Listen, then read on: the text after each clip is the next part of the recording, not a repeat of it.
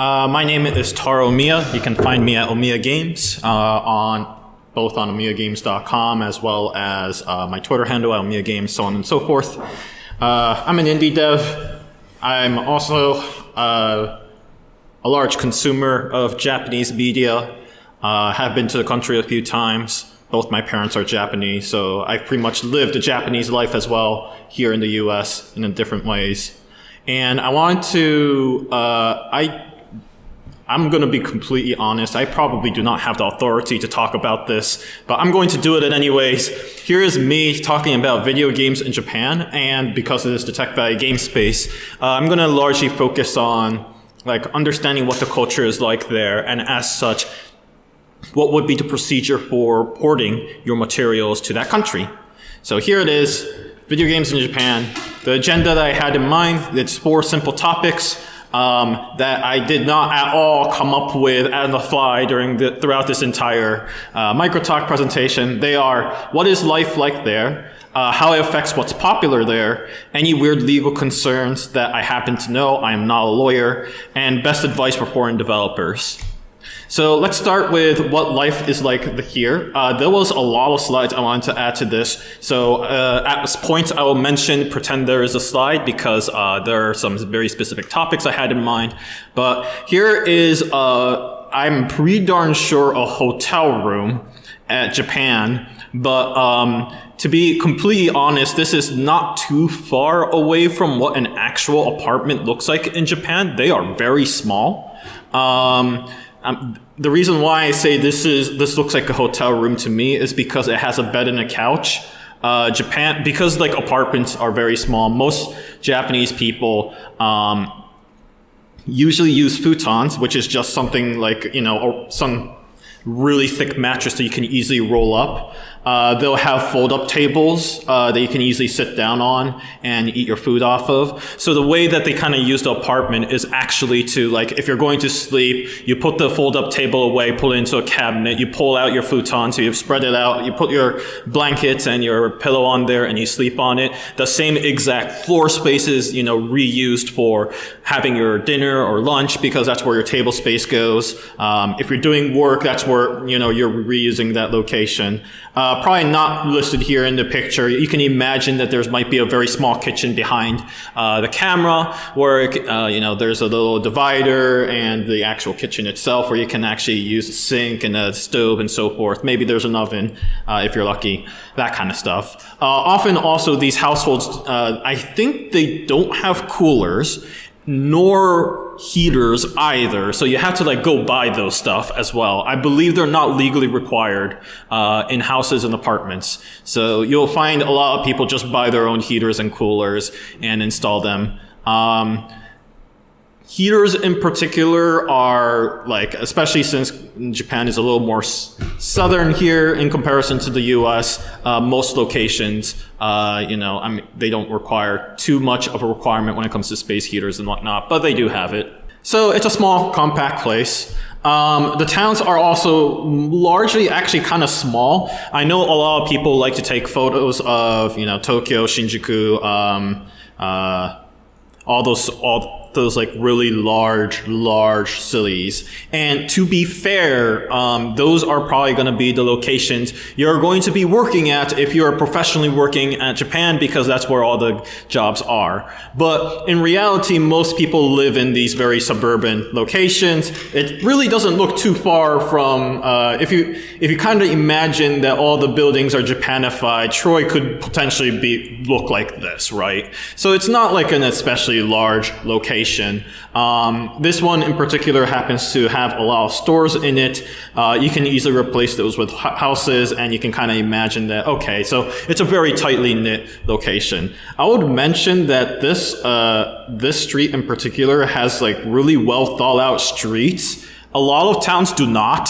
And I'm serious when I say this. We've had situations where Japan's cars are small, by the way. It could barely fit. We had towns where it could barely fit one car, and we definitely had situations where those streets are two-way. We had two head-on cars being stuck because there's these concrete fences on the side blocking out the road from the houses, and there was no way for us to get out of this. We're like, all right, what are we gonna do here? So we have this one car going reverse for like nearly the entirety of that road until it finally makes it to the end.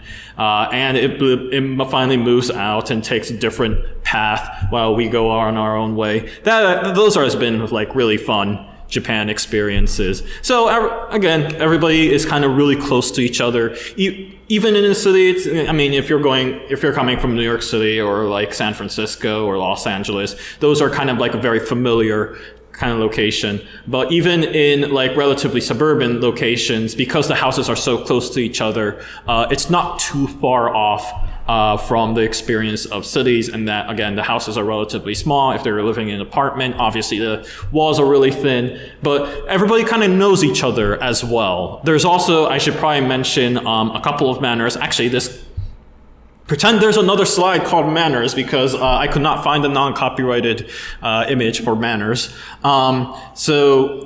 Japan has a lot of manners. One of these includes when you're first moving into a new neighbor location, it is customary to introduce yourself to other neighbors. That's just a manner. That's just what's expected of you to do. That's not a manner that exists in the US. I walk into an apartment, I don't care what to introduce myself to other apartments because I'm a loner like that. No, that's a joke, by the way. Please do not take that seriously. So with that in mind, like I've mentioned earlier, that's a manner. There's a couple of other manners that I actually do practice on, including manners of, what you're supposed to say when you're exiting out of your own house, what you're supposed to say when you're entering your own house, how to respond to a person entering a house, how to respond to a person going out of the house. There's different manners for whether that house is yours or not. And there's a different phrasing for when you're entering a guest house instead.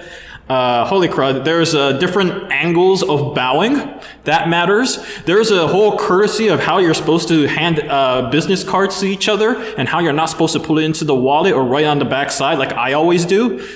There are manners on how what you're supposed to say before you eat the food, what the person who served the food to you are supposed to say. There's also manners on how you're supposed to finish your food and how the server who made your food is supposed to respond to that.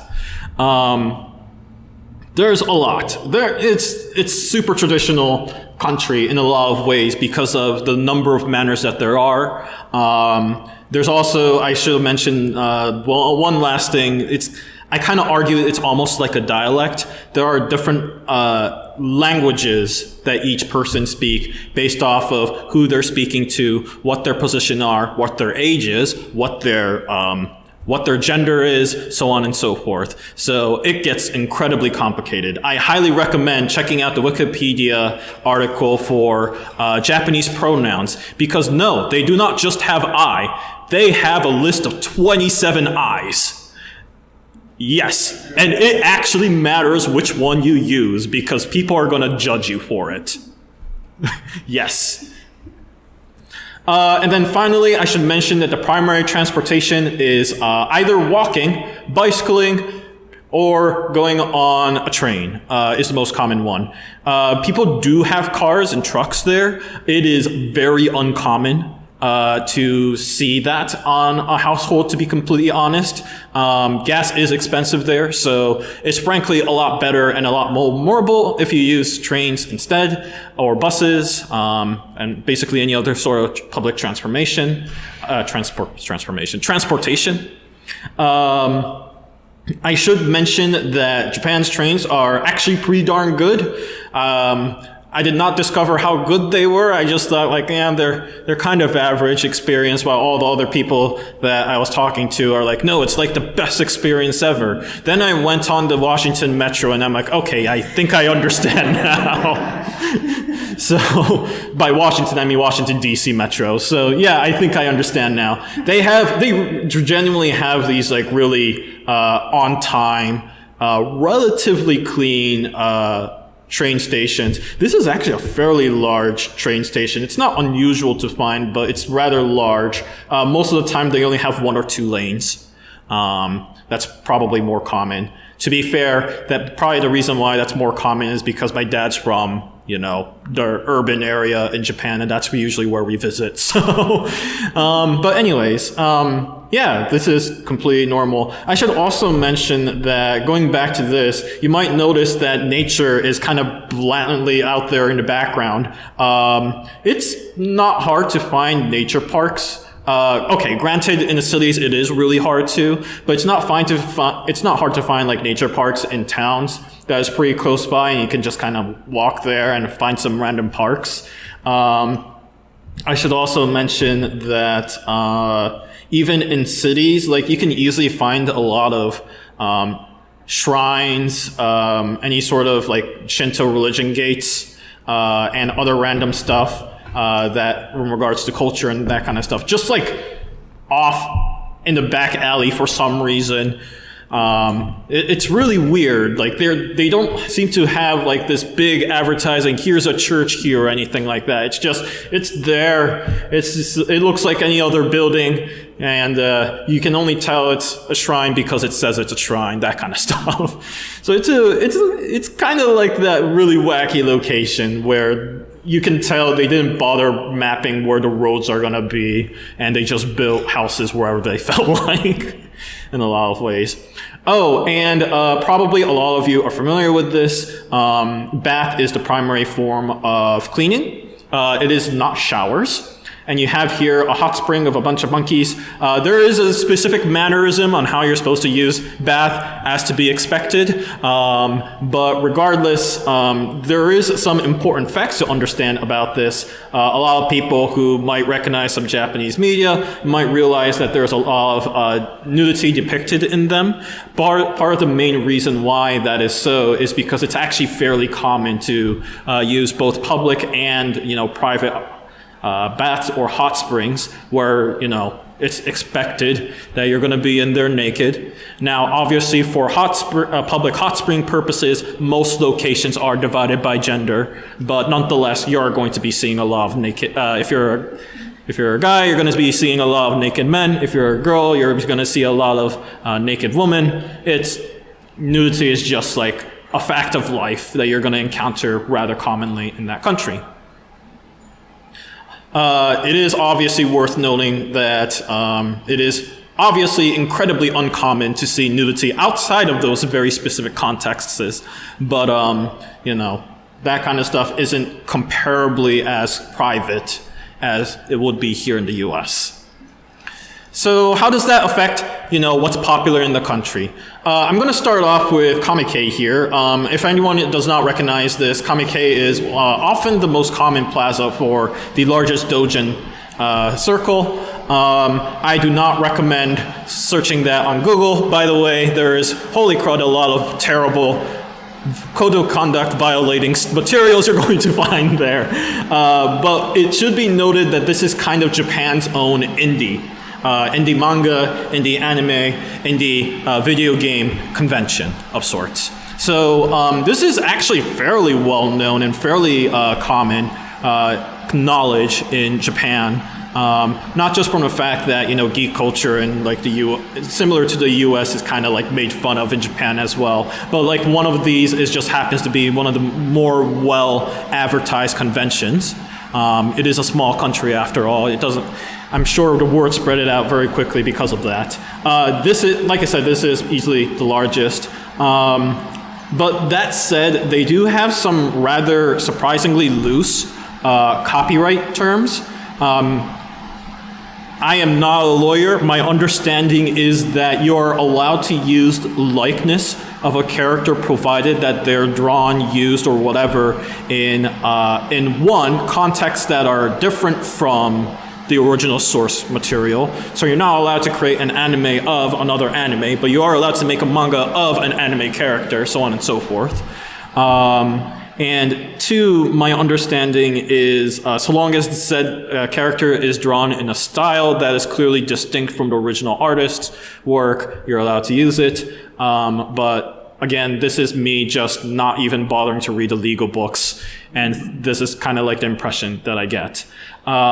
But yeah, there is a thriving indie community there. Not as particularly strong for video games, and I will go into detail as to why that is, but nonetheless, it does mean that there is an open culture to it. I should also mention that this kind of lets me go to another important thing. So manga is, if you read the, Guinness Book of World Records, you're going to quickly find out that manga is the primary literature source for a lot of Japanese people. Yeah, they don't read a whole lot of books, surprisingly. But that said,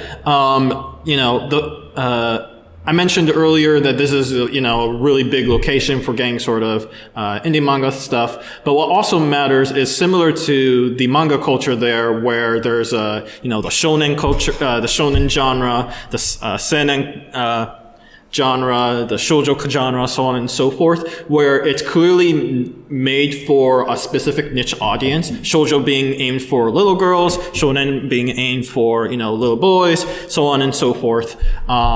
The fact that they have really this widespread audience, and it's not considered unusual for like one specific gender to be really involved in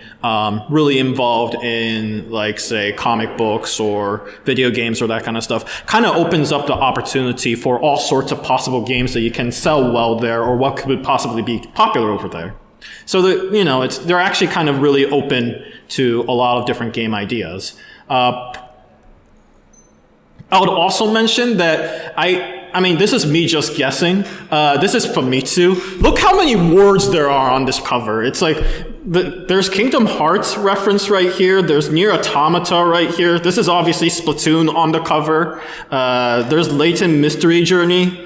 Holy crud, there is so much text. I mean, like, if I were to bring up, say, some sort of English magazine, maybe Edge or something like that, like, you'll probably see the title, maybe a few sidebars, but Japan, who cares? Let's just plop all of those things in there. And actually, I think from a cultural perspective, this works because there's a lot of mannerism behind the country. Therefore, they're kind of comfortable with reading a lot of text. And perhaps because of that, like, RPG makers and whatnot are really popular there. I think the large reason as to why is because one, they have a high tolerance level for text, but two, they really like these sort of world building aspect of things. I probably did not mention this. I should have mentioned this earlier. Most common jobs in Japan, of course, are any salaried jobs. It's fairly common for people to work on salaried work rather than indie work. This is, to be fair, not too different from the US, but that in turn, that comes to the mind that a lot of people kind of play video games as a sort of a pastime to play after their job is done. So anything that does not remind them of their job, their usual life, it works. So fantasy is often a very popular genre, themed location for that reason. I would also mention that because they're also closely tight-knit, as well as the combined fact that their houses are super small, local multiplayer is all the rage. I would also say that PCs and internets are not the rage at all. They are the most anti-rage thing you can ever imagine, because holy crud, PC takes a lot of, they're kind of not expensive there, if memory serves correct, but they take up a lot of space. And, Gaming PCs are expensive compared to a console. Yeah, well, yes, that's true too. I think making PCs are not nearly as expensive because most of the time, it's actually a common practice to build your PC there, actually, rather than buying a pre-made one. So there's already like a high skill set necessary to kind of get into that business as well. That's at least according to my cousin. It may have completely changed. I said internet is not nearly as popular, very specifically internet through your PC, even though they have one of the fastest broadbands out there. Instead, obviously, the mobile is much more popular. It's very easy to, stuff a mobile inside your pocket. So thus they're like, okay, that's, small enough that I can figure out where to pull it away. Yes? This is different than I was told in the anime lane serial experiments. She builds a big computer and gets into the network, and everyone's playing the PC game. Yeah, no, that's not. From what I understand, that is not true. PCs are fairly niche audience. That's not how it is in Japan. No. So confessions of an MMO junkie is not true either. I mean, that's South Korea. I'm sure that's true. No. What's that? South Korea is pretty darn well known for their obsession with MMORPGs.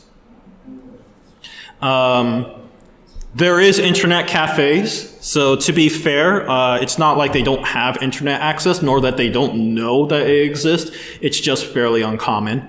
They are more likely to use cellular data to get their point across. Their cell phones are pretty crazy. Like nowadays, we have NFC and we can use it for paying stuff, but they had that technology like long before iPhone was even out. So yeah. So let's go into the weird legal issues. Two things I happen to be really aware of. Publishing games to Japan, for some reason, requires a legal Japanese publisher. I have no idea why. I guess it's because it's new technology and they want to save all the children or something. Think of all the children. Anyways, so that is a very real bottleneck to kind of releasing any sort of game to Japan. My understanding is that they don't have nearly as much control for online distribution, but given that online distribution, with an exception of mobile, isn't very popular from the first place, this usually ends up being a go-to method for doing so. And age rating 0 there is actually rather strict about violence, blood, and gore. I don't think they're nearly as strict about nudity, if memory serves correct, but nonetheless, they're like ridiculous. I believe you're not allowed to sell games that would be the equivalent of a mature rating inside a normal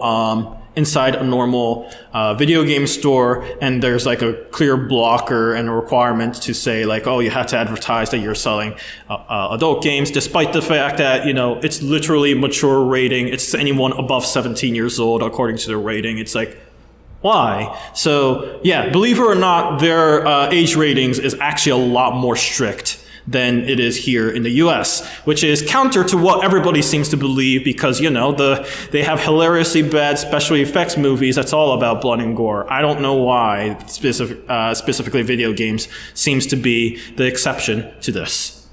So with that in mind, my best advice to only foreign developers, good news, if you have a game and it's you know, if it's not really focused on trying to be like the super violent thing, I think it's a really good idea to make an attempt, at least looking into, at the very least, putting your game out into this country. If you are going to publish anything in that country, it's going to have to be either on mobile or console. There's just, those are easily the most popular platforms.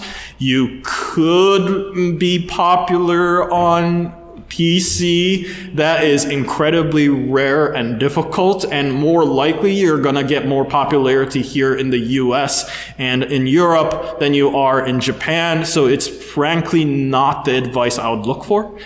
My understanding is publishing on mobile is super duper easy, as in like the legal teams does not even bother, so you can just do it. Whereas publishing for consoles, the aforementioned, it is a legal requirement to look for a publisher. So I would recommend researching for an indie publisher, and hopefully they even have translators for that. I would definitely translate your game. As much as well-educated Japan is, they do very poorly at reading English. It's not worth it. Translate your game. Just do it. Make sure, I have heard, by the way, that translating just even the title and the description of the game on the store page is sometimes enough to convince a Japanese audience to actually play your game. So if you want to do the absolute bare minimum, that would be what I'd recommend. But I would quite frankly give them the full package and actually have them translated. It's also worth noting that because of all the mannerisms I've talked about, all the cultural related things you're talking about, it's actually kind of important to make sure that whatever you're having translated is well thought out and culturally relevant. It is not a good idea to let Google Translate it for you, because holy crud, you're going to lose a lot out of that. And it is going to be very, very awkward. Just like how it's awkward to get some Chinese translations and getting, Star Wars, Backstroke of the West, Episode 3 here in the US. So if you've seen that, you'll know how poor that translation goes. It's exactly the same the other way around. If you have multiplayer, do not rely on online multiplayer. Always, always, always include a local multiplayer option. If this means using a Bluetooth, so be it. Use Bluetooth. Just don't rely on internet being there available for anyone. You have a lot of text in your game. That is supposed to be an exclamation mark after no problem. But yeah, there's no problem with having a lot of text in your game. It's just going to end up being more expensive to translate the game. But other than that, they're comfortable reading text. It's totally fine. And I would also make sure that you look into reducing blood and gore if you happen to have that into your game as well, because of the fairly strict 0 ratings. There are some hilarious censoring in Japan when you start researching YouTube on like ironically Japanese games that are hyper violent here in the US. Killer 7 probably being one of the more funnier ones in my opinion. There's, long story short, a scene where they're like, oh, how do we do to make this less, more age-friendly? Oh, right, we'll just add in this nearly blaring music and make sure that you can't hear any words coming out from the people that are in that movie sequence. Yeah, that'll do it. So, yeah, that's it. Thanks for listening. This is Google's default photo on this presentation. Any questions? You should also go there. It's totally worth it. Yes? How do I emigrate to Japan? You have a lot of options, it turns out. Japan is trying to be as tourist-friendly as possible. So, in fact, trying to check out Japan's own official website and their tourism is not a bad place to start. I heard that they didn't really like to accept new citizens from other countries. You're talking about immigration or vacationing? Immigration. Immigration is true, a more bigger problem. But there are, my assumption is it's not too dissimilar from the US, and that so long as you have a job there and you're... What about culturally in terms of, there's a sense of more of a, even in this country, there's a sense of people who were born here versus people who emigrated here. Mm-hmm. Isn't there that also in Japan where they... So the question was there. I should probably repeat this questions. I apologize for previous listeners. So the question was, if you there is an impression at Japan where if you immigrated there, there's a sense of otherness that you're somebody else. And here in the U.S., how is that like in Japan? In Japan, it's super severe. If you're born outside of the country, or you're born between parents who are both outside of the country, or even just one of them, you'll be treated like an outsider. But only, to be fair, for the most part, outsider, at least for the Western audience that is, outsider with an unusual amount of interest and curiosity of what culture you're coming from and what kind of interest you have, as well as some horrible stereotypes that are created from our own Western media itself. I will say that for those in coming from other Asian countries, they are not nearly as lucky. I have heard of less better treatment for the Chinese, the Philippines, Taiwanese, and the Koreans that immigrate there as well. So that is a bigger concern, and usually, in my opinion, I think the best way to deal with any sort of that kind of issue is then just kind of pretend to be a really, the phrase is really stupid foreigner, and usually they'll treat you well. There's a lot of leeway. Yeah, I mean, if you're actually living there, however, that will start to get annoying. And I will be completely honest, I do not know of any way to get around it. I don't think anyone does in that country either. And I do think that's a very serious problem. You think that's more with older generations, or is it the entire? It is, I believe, the entire culture. There's also, like, there's a lot that I'm afraid they're still very traditionalist about. The only things I have noticed they made some significant leeway on is, gender stereotypes. It's still worse than the U.S. is, but from what I've been hearing, they've been getting progressively better at it. And by progressively better, we're talking like tiny inches, even centimeters worth of progress over the years kind of thing. But, it's one of those growing pains.